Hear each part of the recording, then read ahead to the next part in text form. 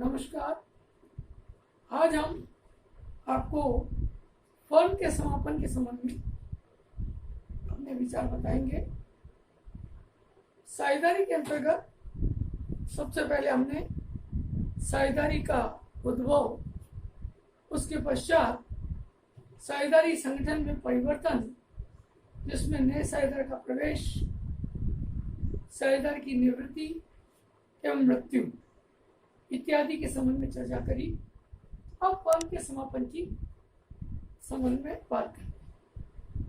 किसी फर्म के समस्त साझेदार, अगर हमारी फर्म है, उस फर्म के ABCD 4 साझेदार हैं, तो वो चारों साझेदार के मध्य जब साझेदारी समाप्त हो जाए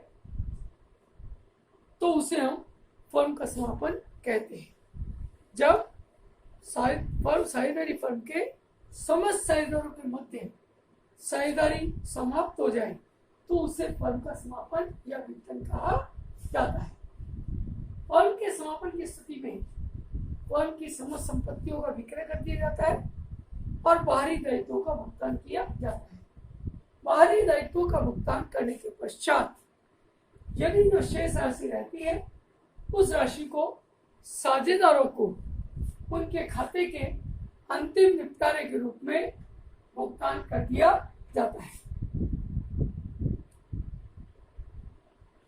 फर्म का समापन और साझेदारी का समापन देखा जाए तो वास्तव में बहुत अलग है। साझेदारी के समापन की स्थिति में तो किसी एक साझेदार का फर्म से अलग हो जाना, किसी एक साझेदार का फर्म से अलग हो जाना। साझेदारी के समापन की स्थिति में जैसा कि बताया आपको, एक साझेदार फर्म से अलग हो जाता है तो उसे हम साझेदारी का समापन मानते हैं। लेकिन इस स्थिति में शेष साझेदार व्यापार को सुचारू रूप से व्यवस्थित करते हैं, जबकि फर्म के समापन की स्थिति में साझेदारी व्यापार समाप्त हो जाता है, उसकी संपत्तियों को बेच दिया जाता है और बाहरी दायित्वों को चुकाने के बाद साझेदारों का भी निपटारा कर दिया जाता है। वास्तव में कुछ परिस्थितियां ऐसी है जब फर्म का समापन और साझेदारी का समापन दोनों ही हो जाते हैं। हम एक बात और समझें कि जब फर्म का समापन होता है तो साझेदारी का समापन स्वतः ही हो जाता है, लेकिन साझेदारी के समापन का अर्थ यह नहीं कि फर्म का समापन हो गया। लेकिन कुछ परिस्थितियां ऐसी है जब फर्म का समापन और साझेदारी का समापन स्वतः ही हो जाता है। जैसे नंबर 1, जब सभी साझेदार फर्म को समाप्त करने का निश्चय कर लें, अर्थात समझौता कर लें, फर्म को बंद करनी है। कई बार ऐसा देखा गया है कि जो साझेदार हैं ABCD, ये मान लीजिए कोई व्यापार चला रहे हैं, अब उस व्यापार में अगर मुनाफा नहीं है या व्यापार करने की परिस्थितियां नहीं है, तो सभी साझेदार मिलकर उस व्यापार को बंद करने की सोच लेते हैं, समझौता कर लेते हैं। तो ऐसी स्थिति में फर्म का समापन और साझेदारी का समापन भी हो जाता है। इसी प्रकार जब सभी साझेदार या एक को छोड़कर शेष सभी साझेदार दिवालिया हो जाए, अर्थात वे अपने दायित्वों का भुगतान करने में सक्षम नहीं हो, तो भी फर्म और साझेदारी का समापन हो जाता है। ठीक इसी प्रकार जब किसी साझेदार ने ऐच्छिक साझेदारी को समाप्त करने की अन्य सभी साझेदारों को सूचना दे दी हो, तो भी फर्म और साझेदारी का समापन हो जाता है। ठीक इसी प्रकार जब न्यायालय अर्थात कोर्ट खुद न्यायालय द्वारा फर्म को बंद करने का आदेश दे दिया जाए तो फर्म बंद हो जाती है, साझेदारी समाप्त हो जाती है। और इसी प्रकार लास्ट में जब फर्म का कारोबार अवैध घोषित हो जाए, अर्थात पहले कानूनन दृष्टि से संचालित था, परंतु सरकार किसी कारणवश उस व्यवसाय को अवैध घोषित कर दे, व्यापार अवैध कर दे, तो भी फर्म का समापन अर्थात साझेदारी का समापन हो जाता है। फर्म के समापन पर की जाने वाली लेखांकन क्रियाएं, वास्तव में देखा जाए तो फर्म के समापन पर सर्वप्रथम फर्म की समस्त संपत्तियों को बेचकर धन एकत्र किया जाता है। इसके अतिरिक्त कोई एडवांस या लोन हो तो उसे भी एकत्र कर लिया जाता है।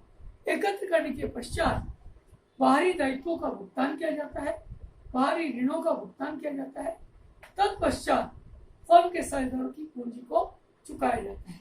यदि उसके अतिरिक्त भी कोई राशि रह जाए तो उसे साझेदारों के लाभांश अनुपात में बांट दिया जाता है। फर्म के समापन पर मुख्य रूप से वसूली खाता, जिसे हम रियलाइजेशन अकाउंट कहते हैं। नंबर 2, रोकड़ या बैंक खाता, जिसे हम कैश या बैंक अकाउंट बोलते हैं। साझेदारों के पूंजी खाते, चालू खाते, पार्टनर्स कैपिटल करंट अकाउंट, और इसके अतिरिक्त अन्य खाते जिसमें पार्टनर्स लोन अकाउंट भी हो सकते हैं, तैयार किए जाते हैं। हम सबसे पहले बात करें वसूली खाते की। वसूली यानी रियलाइजेशन, यहाँ 2 शब्दों पर हम फोकस करते हैं। एक रीवैल्यूएशन हमने पढ़ा था और एक रियलाइजेशन।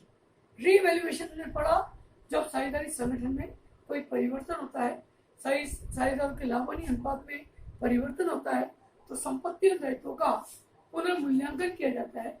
उस स्थिति में फर्म का व्यवसाय बंद नहीं होता, बल्कि निरंतर चालू रहता है और नई बैलेंस शीट भी बनाई जाती है। सामान्यतः उस स्थिति में नई बैलेंस शीट में संपत्ति और दायित्वों को पुनर्मूल्यांकित मूल्य पर दर्शाया जाता है। जबकि यहाँ बात चल रही है वसूली खाता यानी रियलाइजेशन अकाउंट की। रियलाइजेशन अकाउंट वसूली खाता यानी फर्म के समापन होने पर बनाया जाने वाला खाता। इस खाते के पश्चात बैलेंस शीट का कोई औचित्य नहीं होता, बैलेंस शीट का कोई नाम नहीं होता। अर्थात इस खाते को हम जब बनाते हैं तो सर्वप्रथम फर्म की समस्त संपत्तियों को हम पहले वसूली खाते में स्थानांतरित करते हैं। इसी प्रकार दायित्वों को भी वसूली खाते में स्थानांतरित किया जाता है।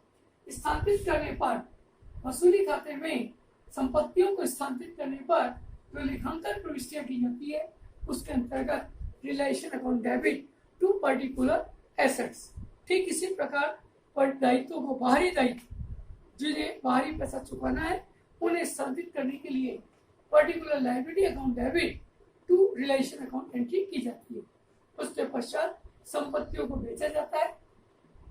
प्रश्न में जिन संपत्तियों को बेचने के लिए कहा जाए, अर्थात संपत्ति को बेचने के लिए नीचे सूचना उपलब्ध होती है, तो हम उस आधार पर उन संपत्तियों को विक्रय करते हैं। कई बार कुछ संपत्तियों को कुछ साझेदार भी ले लेते हैं, जिस वैल्यू पर उसका निर्धारण होता है। जब संपत्ति को बेचा जाता है तो उस स्थिति में चूंकि संपत्ति खाता हमने वसूली खाते में स्थानांतरित कर दिया, तो अब उस संपत्ति का नाम, पर्टिकुलर नाम खत्म हो गया। जो भी पैसा आएगा वो वसूली खाते के नाम से, रियलाइजेशन अकाउंट के नाम से आएगा, और जो हम चुकाएंगे वो भी रियलाइजेशन के नाम से ही चुकाएंगे। अतः संपत्तियों के विक्रय पर प्राप्त राशि के लिए bank account debit to realisation प्रविष्टि की जाती है। यदि संपत्ति कोई साझेदार ले लेता है तो पार्टनर कैपिटल या current account debit to realisation प्रविष्टि की जाती है। ठीक इसी प्रकार दायित्वों का निपटारा करने के लिए, दायित्वों के निपटारे के लिए बात ध्यान रखनी चाहिए कि प्रश्न में यदि कोई सूचना नहीं भी हो तो भी बाहरी दायित्वों को तो भुगतान करना ही होता है। ऐसी स्थिति में realisation account debit to bank लेखा प्रविष्टि करते हैं। यदि किसी दायित्व को कोई साझेदार ग्रहण करता है, अर्थात साझेदार चुकाने के लिए उत्तरदायी मान लेता है, तो ऐसी स्थिति में realisation account debit to partner capital या करंट अकाउंट प्रविष्टि की जाती है। कभी कभी कुछ संपत्तियां ऐसी होती है जो पुस्तकों में दर्ज नहीं होती, उन संपत्तियों को हम सीधा ही दायित्वों को चुका देते हैं। ऐसी परिस्थिति में संपत्ति आने की और दायित्व को चुकाने की लेखा प्रविष्टि करने की आवश्यकता नहीं होती। लास्ट में इस खाते का जो अंतर निकल आता है वह लाभ या हानि होता है। इसे सभी साझेदारों के लाभांश अनुपात में बांट दिया जाता है। जब डेबिट पक्ष बड़ा होता है तो हानि कहलाता है और क्रेडिट पक्ष बड़ा होता है तो लाभ। सामान्यतया ऐसी परिस्थितियों में वसूली खाते का डेबिट पक्ष बड़ा रहता है, क्योंकि व्यवसाय बंद होने की स्थिति में मुख्य रूप से लॉस ही होता है। लॉस की स्थिति में पार्टनर कैपिटल या current account debit to realisation, और प्रॉफिट की स्थिति में realisation account debit to partner capital और करंट अकाउंट लेखा प्रविष्टि करते हैं।